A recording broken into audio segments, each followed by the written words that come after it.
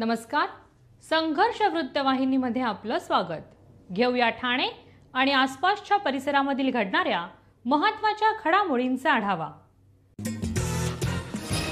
अनंत चतुर्दशीला ठाणे महानगरपालिका क्षेत्रातील विसर्जन स्थळावरती एकूण 8,523 गणेश मूर्तींसह महानगरपालिकेच्या सुव्यवस्थित नियोजनामध्ये विसर्जन संपन्न झाले.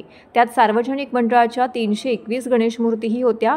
पर्यावरणाभिमुख गणेशोत्सवाची परंपरा यशस्वीपणे राबवणाऱ्या ठाणे महानगरपालिकेच्या वतीने निर्माण करण्यात आलेल्या कृत्रिम तलावामध्ये 3,994 तर विशेष टाकी व्यवस्थेत 621 गणेश मूर्तींचं भाविकांनी विसर्जन केले.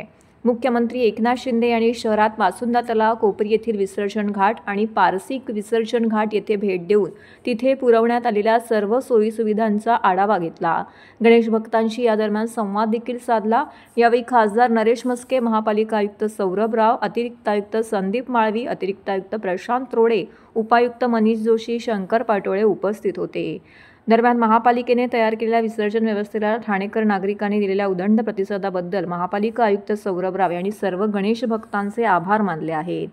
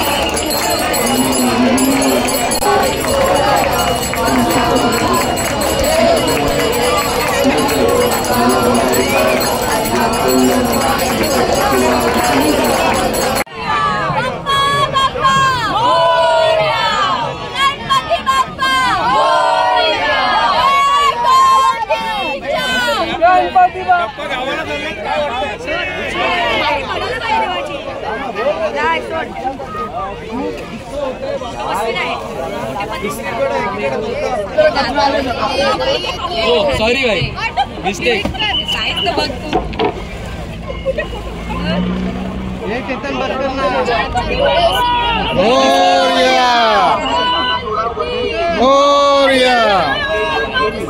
लवकर या.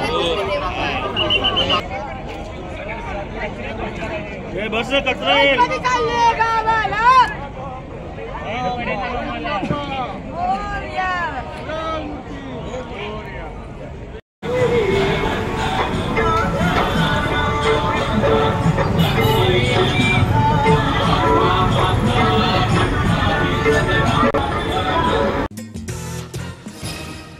महाराष्ट्रातील भगिनींना आधार देणारी राज्य शासनाची मुख्यमंत्री माझी लाडकी बहीण योजना.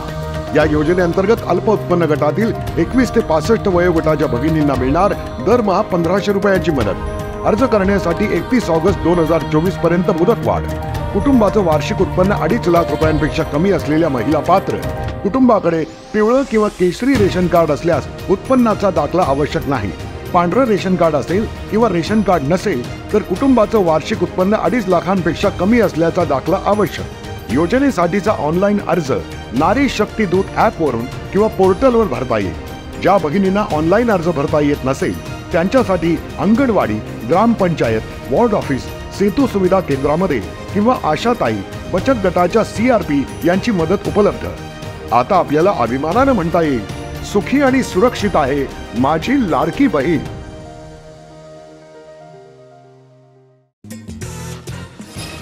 प्रधानमंत्री आवास योजना ग्रामीण टप्पा 2 अंतर्गत सन 2024-25 मधील मंजूर लाभार्थ्यांना मंजुरी पत्रांचे वितरण आज जिल्हाधिकारी अशोक शिंगारे व मुख्य कार्यकारी अधिकारी रोहन घुगे यांच्या हस्ते करण्यात आले.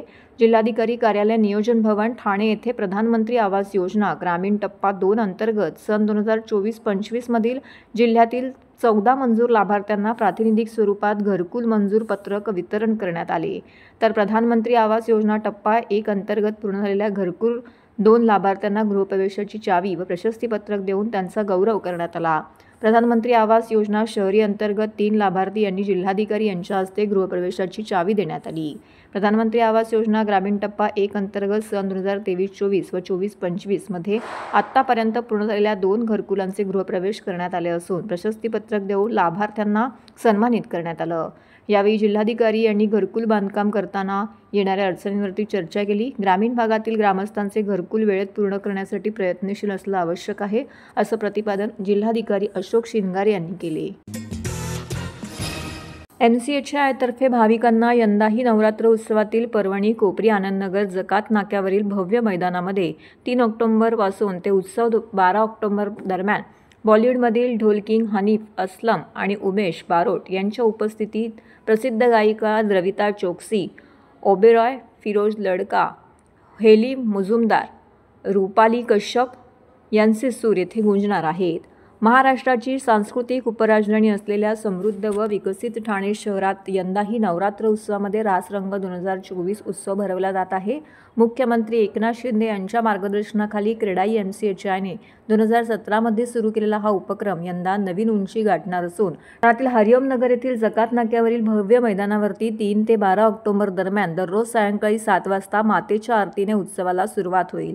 तत्पूर्वी या उत्सवाचे मंगळवार दिनांक 17 रोजी अनंत चतुर्दशीच्या दिवशी सकाळी 10 वाजता मंगलमय वातावरणामध्ये भूमिपूजन सोहळा संपन्न झाला. बदलत्या ठाण्यातील नागरिक व तरुण पिढींची स्पंदने लक्षात घेऊन क्रेडाई MCHI आशर ग्रुप व जनसेवा प्रतिष्ठानच्या सहकार्याने ठाण्यात यंदाही रासरंग उत्सव भरवला आहे. बॉलिवूडमधील ढोल किंग हनीफ असलम, उमेश बारोट यांच्या उपस्थितीत प्रसिद्ध गायिका द्विता बोक्सी, ओबेरॉय, फिरोज लडका, हेली मुजुमदार, रुपाली कश्यप यांच्या सुरांमध्ये भाविकांना दांडियाचा आनंद घेता येणार आहे.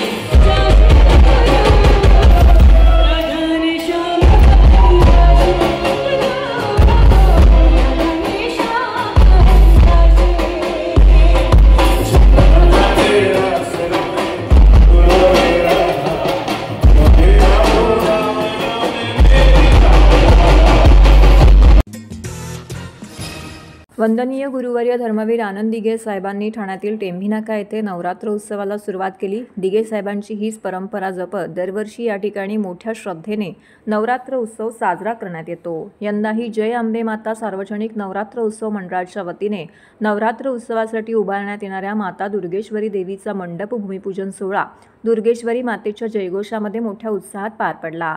यावेळी मुख्यमंत्री एकनाथ शिंदे यांच्या शुभ हस्ते विधिवत मंडपपूजन करण्यात आले। या प्रसंगी खासदार नरेश म्हस्के, माजी आमदार रवींद्र फाटक, आमदार संजय केळकर, आमदार निरंजन डावखरे, ज्येष्ठ माजी नगरसेवक अशोक वैती, शिवसेना ठाणे जिल्हा महिला संघटिका मीनाक्षी शिंदे, ठाणे विधानसभा प्रमुख हेमंत पवार, माजी नगरसेवक सुधीर कोकाटे तसेच शिवसेनेचे पदाधिकारी आणि कार्यकर्ते मोठ्या संख्येने येथे उपस्थित होते।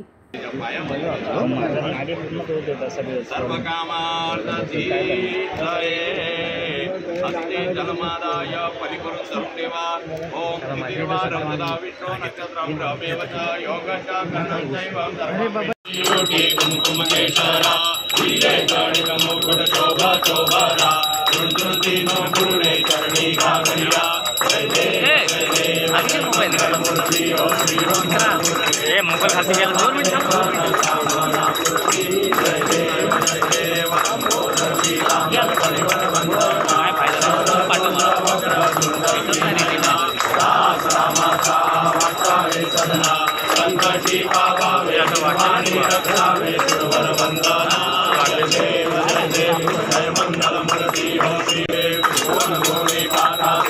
फोटोग्राफर घे ना मागे त्याला घेत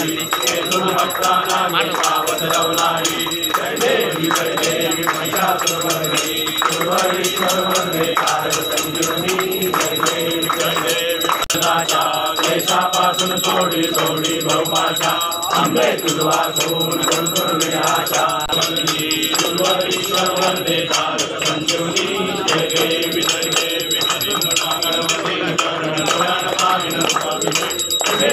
आनंद पूजन तमेव माता तमेव सर्व महादेव आय माता देवा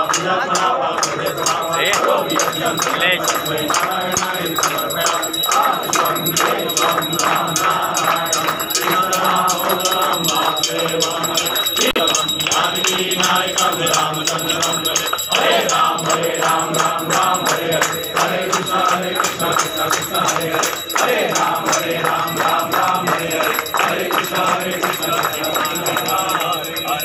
हरे कमलयो मंत्रवत्पादयामि प्रदक्षिणम् यानि कानि च पापानि जन्मान्तराणि च तानि सर्वाणि दर्शयन्तु प्रदक्षिणां पदे पदे प्रदक्षिणं विजयी भव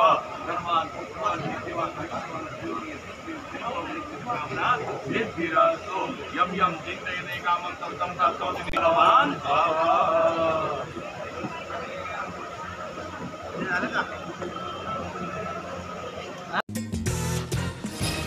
ठाणे महानगरपालिकेच्या स्वच्छता ही सेवा या अभियानाचा शुभारंभ मंगळवारी मुख्यमंत्री एकनाथ शिंदे यांच्या हस्ते पारसिक रेतीबंदर विसर्जन घाट येथे करण्यात आला। यावेळी पारसिक घाटावरती उपस्थित असलेल्या नागरिकांना आरोग्यासाठी स्वच्छता महत्त्वाची असून प्रत्येकाने स्वच्छतेबाबत जागरूक राहण्याचे आवाहन करीत मुख्यमंत्र्यांनी सर्वांना स्वच्छतेची प्रतिज्ञा दिली। यावेळी खासदार नरेश म्हस्के, महापालिका आयुक्त सौरभ राव, अतिरिक्त आयुक्त संदीप माळवी, अतिरिक्त आयुक्त प्रशांत रोडे, उपायुक्त मनीष जोशी, शंकर पाटोळे, आरोग्य अधिकारी डॉक्टर राणी शिंदे, कार्यकारी अभियंता सुधीर गायकवाड यांच्यासह महापालिकेचे कर्मचारी येथे उपस्थित होते। तर हे होतं संघर्ष वृत्तवाहिनीचं आजचं बातमीपत्र। उद्या पुन्हा भेटू याच वेळी याच ठिकाणी ताज्या घडामोडींसह। तोपर्यंत नमस्कार।